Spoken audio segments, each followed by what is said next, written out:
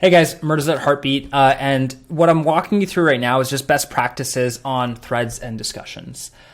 So when you're coming into Heartbeat and you have the option to start building all these threads, I think for a lot of people, the gut reaction is to instantly create a ton of channels because they see it in other communities, and so they want to create as many channels as possible on their sidebar. But what we found is the best communities actually only start off with maybe 4 or 5 channels max, and then they start growing off of that. And so even this community that's been super active across all these different channels actually only started off with a couple just to get people engaged and make those channels active. And the way I kind of think about it is it's like, designing for like a supermarket versus a pharmacy. So when you go into a supermarket, you get these long aisles where you're walking down, you're trying to find stuff, and you're trying to get to the right thing. And as you're doing that, you sort of adventure around, you see a bunch of other things, and you usually start adding them to your shopping cart too. And that like meandering and adventuring is really important for your digital space because now people will stumble upon new conversations they didn't realize. They'll get involved in a lot of these other thoughts. That's the reason why you walk into the Costco expecting to buy one thing and you end up, with a bill of like $100.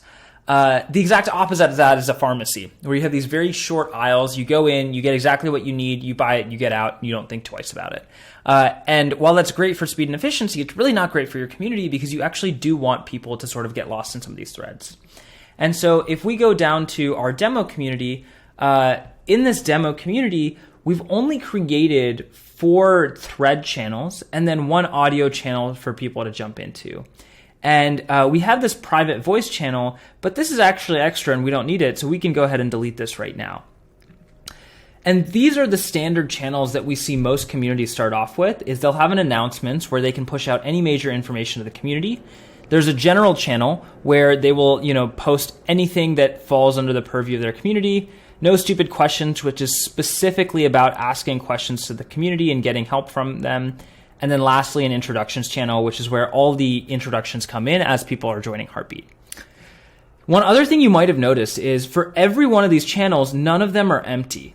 I have made the first post for every single channel, and this is really valuable. So when I'm making this first post, I'll invite people to the channel. I'll show them what this channel is about. I'll also give them a couple different ways to engage. So I love, especially for the announcements channel, just dropping a GIF in the first comment so that other people know that, okay, it's cool to drop GIFs in this community. Like this is, standard expected practice. The other thing is I'll usually add like 5 or 6 emojis just to my first post because because they'll already see the emoji, they'll just come in, they'll click on it, and maybe they'll add in their own emojis. But pretty quickly, you'll see this rack up to like 20, 30 reactions on a post just so other people, are showing the rest of the community that they're engaging, they're seeing it, they're reading it. For channels like general or no stupid questions, what I'll do is I'll basically repeat exactly what I've said in this channel description that goes up here. But I'll also drop in 3 or 4 bullets that shows what people can start posting in these channels.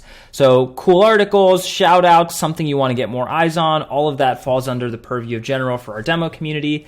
And this allows people to have a really easy understanding of like, what are the first 3, 4 posts that should be made?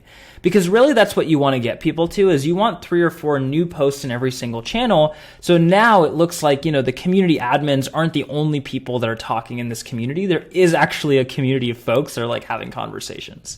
And so that's kind of what you want to do is just give people easy ways to engage. In No Stupid Questions, we do the same thing where we have a couple questions over here that people can ask of the community. And that's an easy starting point to like help people kick off and think about like what questions they want to start asking from others. So really all this is replicating the behavior that you want to see more of in the community. Again, like giving people emojis, like letting them have an easy way to engage, dropping GIFs on stuff, showing like what are accepted behaviors and what is standard practice within a given community. And so as a starting point, I really like just having these 4 channels. These are really standard across almost all the communities. I think probably like 60, 70% of the communities that we start off with on Heartbeat pretty much exactly copied these handful of channels. On Slack, you're usually just, doing like a general or a random channel. The reason we haven't done a random channel is random channels tend to actually become the catch-all for the community, and a bunch of stuff floats into there that should be in maybe No Stupid Questions or in introductions or in general. But people don't post it there because random usually just has, it feels less difficult to post there. It feels like it's less important, and so you can post whatever. And so we actually don't recommend you use a random channel when you're starting off your community, and instead just have anything pop into here. The other thing that random does is random tends to be where all of the really funny conversations are, all the things that people start laughing about, making memes about, and things like that. And, in a work setting, you want that to happen in random. You don't want it to happen in general. But in a community, it should be fun. Like, people should be getting excited, and they should be able to engage in all of these cool different ways. And so you actually do want, like, the GIFs and the memes and all the funny jokes to pop up in these other channels, like general No Stupid Questions, because that's going to ensure that people continue to go to them, people continue to be active in those.